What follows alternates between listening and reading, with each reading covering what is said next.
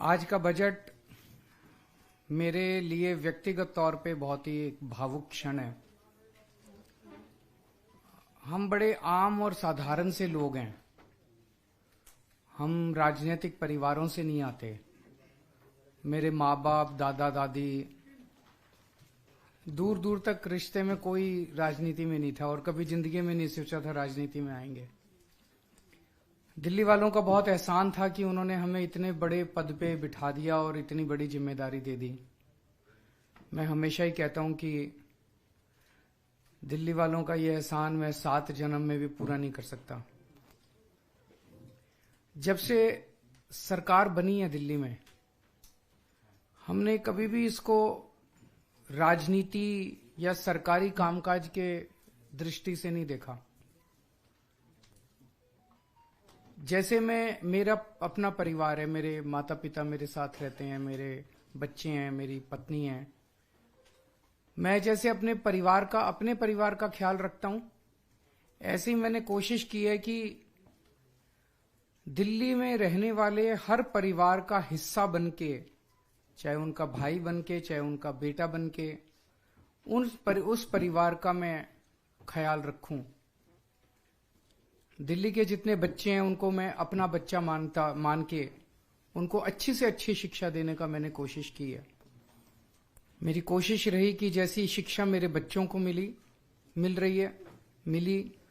उस वैसी अच्छी शिक्षा दिल्ली के हर बच्चे को मिले।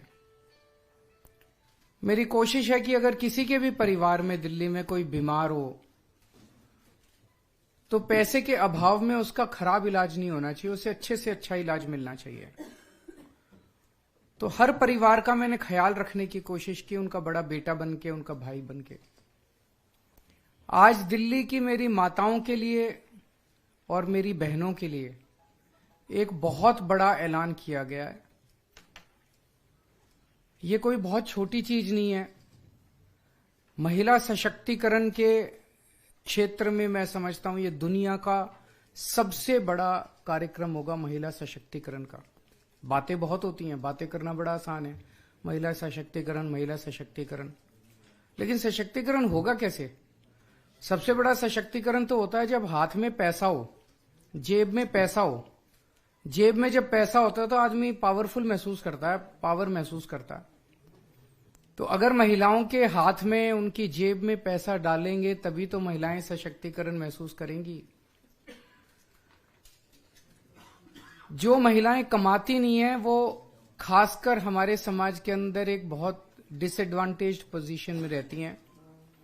उन्हें घर में अपने पति के आगे हाथ फैलाने पड़ते हैं, उन्हें अपने बेटे के आगे हाथ फैलाने पड़ते हैं, अपने रिश्तेदारों के आगे हाथ फैलाने, छोटी छोटी चीजों के लिए, छोटी छोटी जरूरतों के लिए। अब ये नहीं होगा।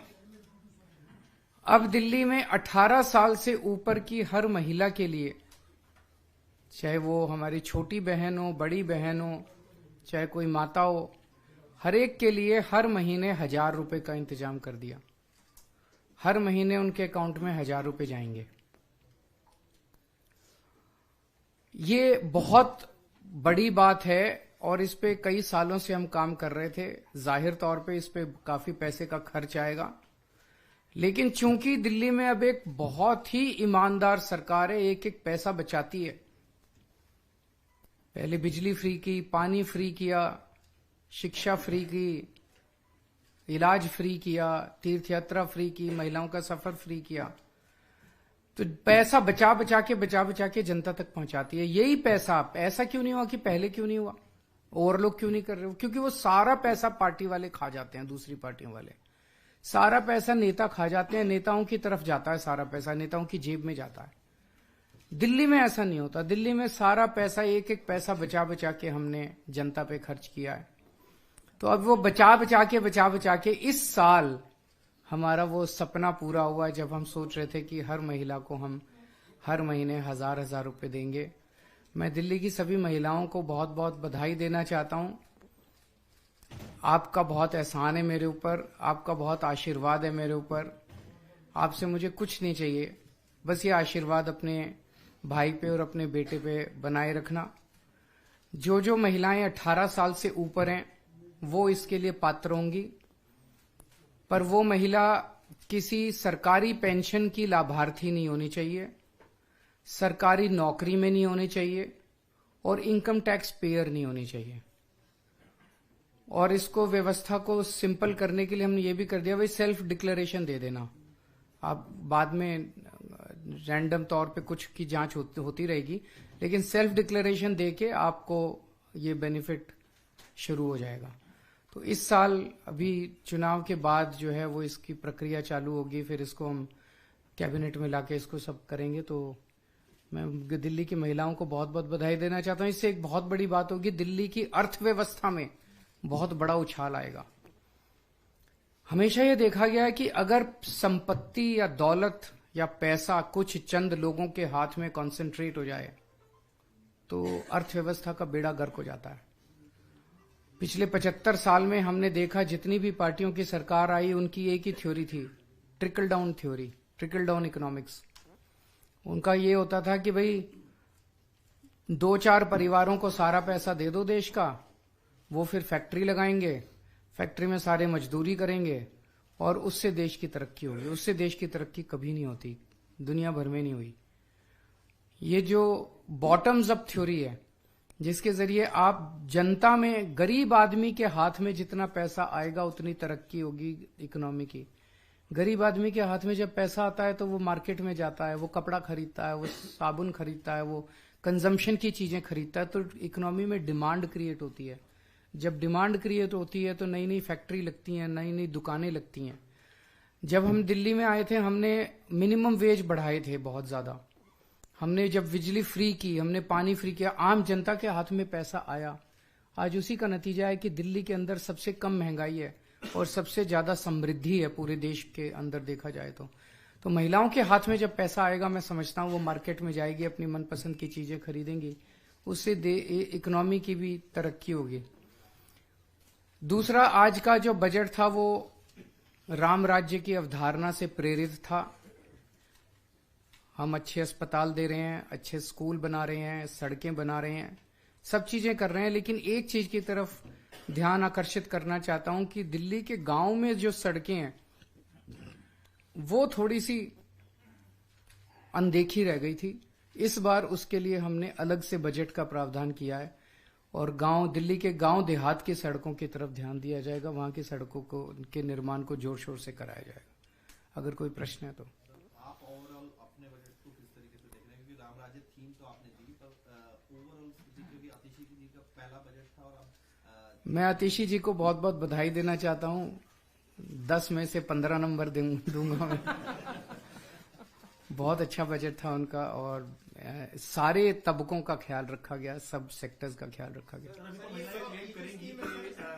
हाँ, अभी तो पहले स्कीम नोटिफाई होगी, सब कुछ आज ऐलान है, इस स्कीम इस साल लागू होगी। फिर भी आपका क्या अंदाजा है, कितनी महिलाएं इसमें मतलब आ सकती हैं? सारी नहीं आ सकती हैं, कितनी आ सकती हैं, क्या उनका क्या हो सकती है? मेरा अपना मानना है मोटे मोटे तौर पे लगभग 65 लाख के करीब शायद महिला वोटर्स हैं दिल्ली में। 67 लाख। इसमें से इनकम टैक्स पेयर घटा दीजिए, इसमें सरकारी वो घटा दीजिए, इसमें हो सकता है सारी महिलाएं अप्लाई भी ना करें, वो सब करा के मेरा अपना मानना है शायद 45 लाख से 50 लाख के बीच में, शायद 50 लाख मान लीजिए। सर, दिल्ली वाले क्या समझे, स्कीम आ जाएगी या फिर कुछ अड़चने आएंगी? अड़चनों से लोहा लेना तो हमारे फितरत है। अभी तक अड़चनों से लोहा लेके अड़चनों को दूर कर करके सारे काम कराए हैं, तो ये भी कराएंगे। पर मैं ये एक सब महिलाओं को भी और सबको कहना चाहूंगा, आपने मेरे को 70 में से 62 सीट दी और एक बार 70 में से 67 सीट दी, तभी मेरी सरकार चली। अगर 70 में से 40 सीट दे देते तो अभी ये बदमाश हमारी सरकार गिरा देते, जैसे हर जगह गिराते फिर रहे हैं, है कि नहीं है? 70 में से 67 सीट दी, 62 सीट दी, तभी अभी तक सरकार चल रही है हमारी। उसका मैं शुक्रगुजार हूं बहुत बहुत। लेकिन सब लोग देख रहे हैं कि कैसे बीजेपी वाले, एलजी साहब, केंद्र सरकार हर काम में टांग अड़ाते हैं, हर काम में टांग अड़ाते हैं। अब अगर ये 7 एमपी, अभी मैं अकेला लड़ रहा हूं, एलजी साहब से भी अकेला लड़ता हूं, बीजेपी वालों से भी अकेला लड़ता हूं, सेंटर वालों से भी, तो ये 7 बीजेपी के एमपी बना के क्या मिला अपने को? कुछ नहीं मिला। दिल्ली वालों को तो कुछ नहीं मिला, उल्टा ही मिला। जब जब दिल्ली के काम रोकते हैं ये 7 एमपी बैठ के ताली बजाते हैं, बहुत अच्छा दिल्ली वाले बड़ी तकलीफ में है, बहुत अच्छा दिल्ली वाले बड़ी तकलीफ में है। तो ये तो बहुत गलत है। तो मेरा ये सब दिल्ली वालों से कहना है कि अगर ये 7 एमपी आप इंडिया गठबंधन के दे दोगे तो ये मेरे 7 हाथ बन जाएंगे, मेरे को ताकत मिलेगी। अगली बार 7 इधर से आ जाएंगे दिल्ली से, 13 पंजाब से आ जाएंगे, 10 हमारे राज्यसभा के हैं, करीब 25-30 एमपी हो जाएंगे। फिर किसी माई के लाल की हिम्मत नहीं है जो दिल्ली वालों के काम रोक दे। तो ये मैं ताकत आज दिल्ली के लोगों से मांग रहा हूं कि आप लोग जब वोट डालने जाओ तो दिल्ली की सोचना केजरीवाल के हाथ मजबूत करने के लिए, ताकि ये रोज मैं जो लड़ रहा हूं आप मेरे को ताकत दोगे तो किसी एलजी की हिम्मत नहीं होगी आपके काम रोकने की। सर एक एडिशन इसमें है, कई लोग देख रहे हैं कि एक चुनावी साल में आपने अनाउंसमेंट किया है, लेकिन इफेक्टिव होगा चुनाव के बाद, तो वोट बैंक जो आपकी तरफ शिफ्ट हो सकता था वो नहीं होगा, क्या ये खतरा है? क्यों नहीं होगा, होना तो चाहिए। भाई अनाउंसमेंट किया है और सबको यकीन है कि केजरीवाल जो कहता है वो करता है, तो मैंने कहा है तो मैं करूंगा भी।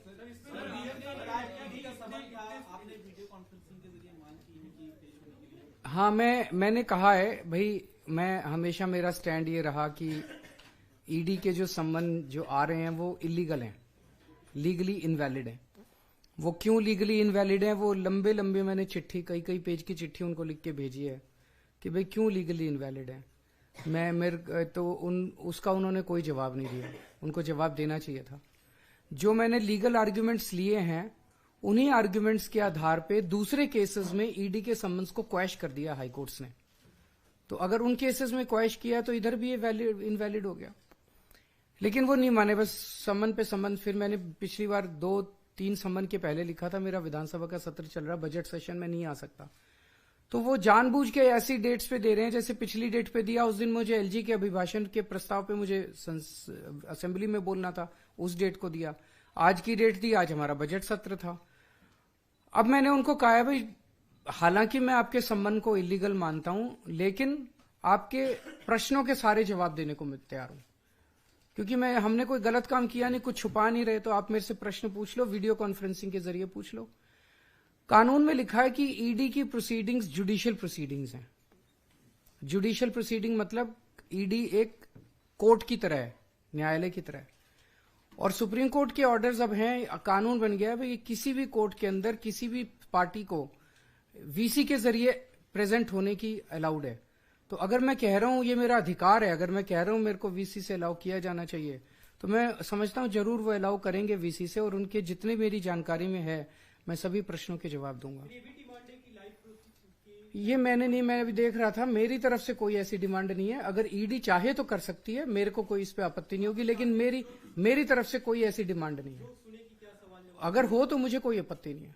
सर ये एक सवाल ये सीएम सर इधर coming back to the budget, actually coming back to the budget, our government has always taken pride that budget outlay has been increasing since the government took over. This is probably the first time the budget outlay has gone down. What is the reason behind? देखिए, अगर आप दिल्ली की fiscal history देखिए तो लगातार हमारा budget बढ़ता है। दिल्ली एक ऐसी सरकार है जिसको सेंटर से वर्चुअली 0 पैसा मिलता है। हमारा शेयर ऑफ सेंट्रल टैक्सेस, जैसा मैंने आपको कहा, 7,200 करोड़ से भी ज्यादा बनता है, बट हमें एक चवन्नी नहीं मिलती। इस साल इसको मैं थोड़ा पर्सपेक्टिव में रख देता हूं कि दिल्ली के लोग मिलके शायद सेकंड हाईएस्ट इनकम टैक्स देते हैं बॉम्बे के बाद। हम 2 लाख करोड़ से ज्यादा का इनकम टैक्स देते हैं। अब जो संविधान है उसमें लिखा है कि इनकम टैक्स कलेक्ट करने की जिम्मेदारी केंद्र सरकार की है, लेकिन केंद्र सरकार इनकम टैक्स को स्पेंड नहीं कर सकती। केंद्र सरकार को इनकम टैक्स राज्यों के अंदर बांटना होता है। तो दिल्ली के लोगों से 2 लाख करोड़ रुपए का इनकम टैक्स लेके वो सारा का सारा 2 लाख करोड़ रुपया पूरे देश के अन्य राज्यों में बांट दिया जाता है। दिल्ली को उस 2 लाख करोड़ रुपए में से केवल और केवल 325 करोड़ रुपए दिए जाते हैं। ये अब वो भी बंद हो गया। तो एक नया पैसा हमें नहीं मिलता उस 2 लाख करोड़ में से। तो ये एक भी पैसा हमें उस 2 लाख, तो ये तो नाइंसाफी है। ये तो ये है कि जो सोने के अंडे देने वाली मुर्गी है उसका गला ही घोंट दो। अगर डेली ग्रोथ इंजन है, आप हमें अगर पैसा दोगे, हम नए नए फ्लाईओवर, नए नए सड़कें बनाएंगे, दिल्ली को शानदार सिटी बनाएंगे, आपको और इनकम टैक्स इकट्ठा करके देंगे ना। आप हमें पैसा दो, हमें पैसा नहीं दे रहे। कंटिन्यू। सेकेंड, दिल्ली एक इकलौती सरकार है जो बिना लोन लिए सरकार चलाती है। अगर आप हमारे पिछले कुछ सालों की हिस्ट्री देखिए, हालांकि हम लोन का प्रोविजन करते हैं, हमें अभी तक कोविड के साल के अलावा हमारी सरकार को चाहे बिजली, पानी, स्कूल, अस्पताल, बस यात्रा सब कुछ फ्री देने के बावजूद हमें कभी लोन नहीं लेना पड़ा। इस साल जो एक अंतर आया है, जो पिछले 2 सालों से अंतर आ रहा है कि जीएसटी कॉम्पेंसेशन बंद हो गया है।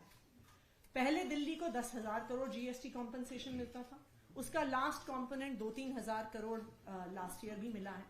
लेकिन इस साल, और ये दिल्ली की रेवेन्यू ग्रोथ का, रिमार्केबल रेवेन्यू ग्रोथ का नतीजा है कि जीएसटी कॉम्पेंसेशन खत्म होने के बाद भी हम अपने रेवेन्यू को पिछले साल के लेवल से इंक्रीज कर पाए। बिकॉज बजट एस्टिमेट, हालांकि पिछली बार थोड़ा ज्यादा था, लेकिन जो फाइनल एस्टिमेट है बजट का वो 74,900 करोड़ से, और इस बार उसको 1100 करोड़ रुपए बढ़ा के 76,000 करोड़ का हमने बजट अनुमान किया है। आप किसी और राज्य में देख लीजिए, कोई और राज्य नहीं है जिसने अपना जीएसटी कॉम्पेंसेशन खत्म होने के बाद अपना बजट डेफिसिट लोन लेके, डेट लेके पूरा ना किया हो। दिल्ली एक इकलौती सरकार है जो अपने रिसोर्सेज रेज करती है, ईमानदारी से रेज करती है, और बिजली, पानी, स्कूल, अस्पताल, बस यात्रा, तीर्थ यात्रा सब कुछ फ्री देने के बाद भी फिस्कल सरप्लस में रहती है। So I have a question. You said that this year's budget was inspired by the vision of Ram Rajya, and in fact the finance minister's speech was peppered with couplets from Ramayana. Why is that? Why did you feel that this is a pitch that you have to make and you have to define your budget in this manner? You don't believe in Ram Rajya? That is that apart, sir. We believe in Ram Rajya. हमने केवल इस बार नहीं, कई सारे budget speeches Manish ji के भी उठा के देखो, उसमें भी राम राज्य की अवधारणा की कई बार जिक्र हुआ है। 2022 you mentioned it first after winning the 2020. No, I don't think so, उसके पहले भी मेंशन। रूपश्री, अगर आप ये देखिए, आप हमारी पॉलिसीज देखिए, हमारे पॉलिसीज ही राम राज्य से प्रेरित हैं, जो एक एक तबके के लिए, खासकर जो पिछड़े हुए तबके हैं।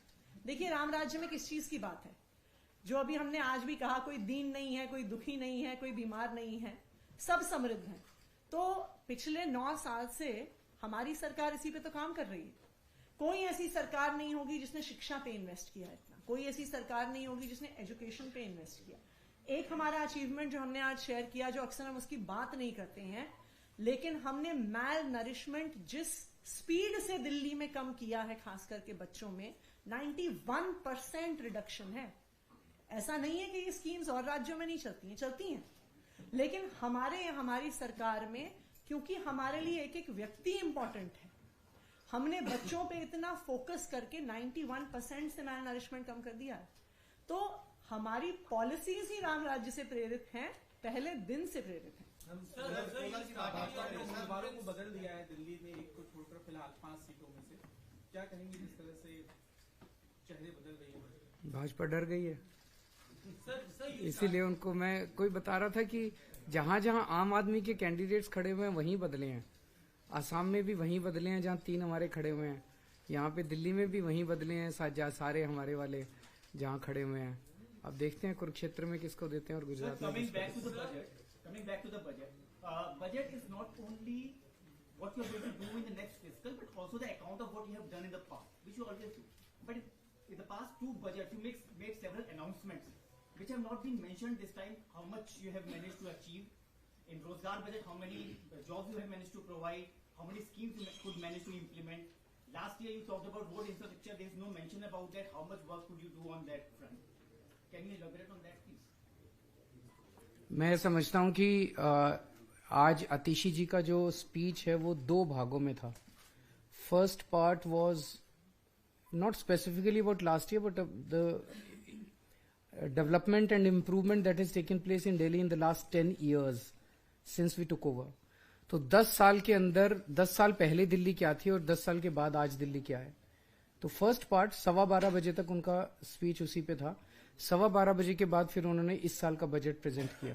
तो उसमें आपको सारी चीजें मिलेंगी कि पहले 24,000 क्लासरूम थे, हमारे आने के बाद 22,000 क्लासरूम और बन गए। हमने 530 मोहल्ला क्लिनिक बनाए, हमने दवाइयां फ्री की, हमने ये किया वो किया। उसमें रोजगार वाले पे परसों जो सर्वे रखा गया, I think it has come down very substantially in the last 2 years the unemployment rate. मेरे को एग्जैक्ट फिगर्स याद नहीं है, शायद 6.9 से 1.2 या 5.3 से 1.9 5.3 अनएम्प्लॉयमेंट रेट से 1.9 आ गया, which is a remarkable achievement. तो Really know the numbers, how many jobs? Numbers इस तरह से परसेंटेज अगर है तो उसमें नंबर्स आप निकाल लीजिए। सीएम साहब पर- एक टॉक ऑफ द टाउन बन गया है कि नेबरिंग जो स्टेट्स हैं, खासतौर पर नोएडा, गाजियाबाद, वो महिलाएं कह रही हैं कि दिल्ली का एनरोलमेंट करा लें ताकि उनको मैं सबको कहना चाहूंगा कि आप अपने अपने राज्य में हमारी सरकार लेके आए तो वहां सबको बेनिफिट मिलेगा। तेलंगाना में पीएम कह रहे हैं कि मैं हूं मोदी का परिवार, ये नारा आज उन्होंने दिया है परिवारवाद पर अटैक करते हुए। मुझे आइडिया नहीं इसका। सर आज सोलर की बात आज बजट में भी की, सोलर की आप लोगों ने राशि भी अब निर्धारित कर दी, स्कीम जो है वो अभी तक नहीं आ पाई है, अटकी है। मेरी एलजी साहब से निवेदन है, प्लीज इस स्कीम को मत रोकिए।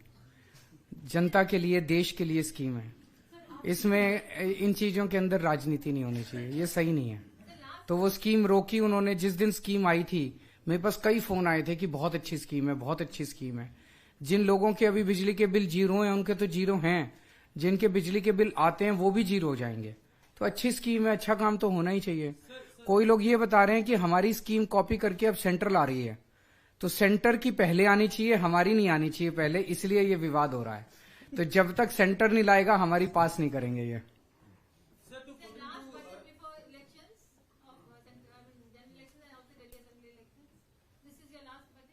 नहीं अगले साल, अच्छा अगले साल तो उस टाइम तक चुनाव हो जाएंगे, लुक्स लाइक। बट जैसा मैंने कहा था एंड में कि we are confident also, hopeful also कि अगले 5 बजट भी हम ही लोग प्रेजेंट करेंगे। Unless they declare Delhi as a full UT. आप ही लोगों से पता चलता है, आप ही लोग बताते हो। पूर्ण राज्य मुद्दा पर लास्ट लोकसभा चुनाव में इस बार क्या आप तैयार कर रहे हैं कैंपेन दिल्ली और फिर बाकी जगहों भी? मेरा एक ही चीज है सबको कहना कि अगर आप अपने, देखो तमिलनाडु वाले लोग जो हैं वो तमिलनाडु वाली पार्टी को सारे एमपी दे देते हैं तो उनकी हाथ ताकत बढ़ती है। केरला वाले केरला वालों को दे देते हैं। दिल्ली वाले अपनी दिल्ली वाली पार्टी को अगर सारे एमपी दे देंगे तो हमारी ताकत बढ़ेगी, हमारे हाथ मजबूत होंगे, तो जाके उनसे सेंटर से लड़ने में हमारी ताकत बढ़ेगी। अभी सेंटर से अकेला मैं लड़ता रहता हूँ, एलजी साहब से मैं लड़ता, फिर हमारी ये साथ लड़ेंगे ना जाके।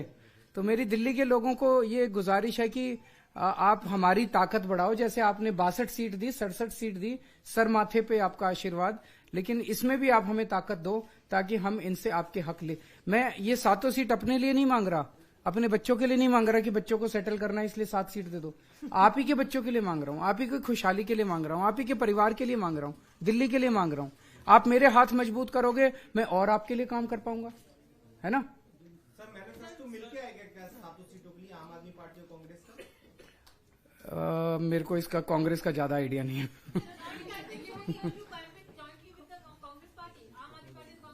अभी तो हम अपनी प्लानिंग कर रहे हैं, देखते हैं उनसे बात करके, पर अभी तो हम अपनी प्लानिंग कर रहे हैं। आज पूरी शाम उसी के ऊपर है। सर दिल्ली में काफी सारे ऐसे बच्चे हैं जो हायर एजुकेशन के लिए जाना चाहते हैं, आपकी गवर्नमेंट लगातार एजुकेशन पर काम कर रही है, वो बच्चे जो हायर एजुकेशन लेना चाहते हैं इन खास क्लासेस नहीं, हमारी योजना है कि स्कीम है कि आप लोन ले लीजिए और लोन आपको गारंटी सरकार देगी। आपको अपनी कोई ज्वेलरी बेचने की जरूरत नहीं है, कुछ गिरवी रखने की जरूरत नहीं है। वहां से निकलने के बाद, पढ़ाई से निकलने के बाद आपकी नौकरी लगेगी। नौकरी करने के 15 साल के अंदर आप वो लोन आसान किश्तों में चुका सकते हैं। तो हायर एजुकेशन में तो दिल्ली के अंदर बहुत अच्छी योजना है ये, उसका प्रचार करना चाहिए हमें।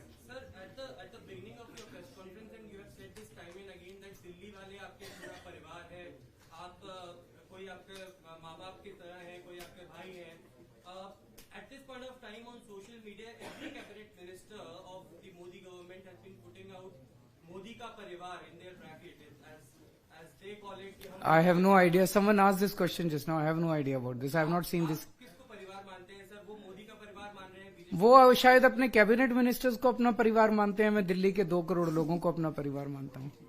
Thank you.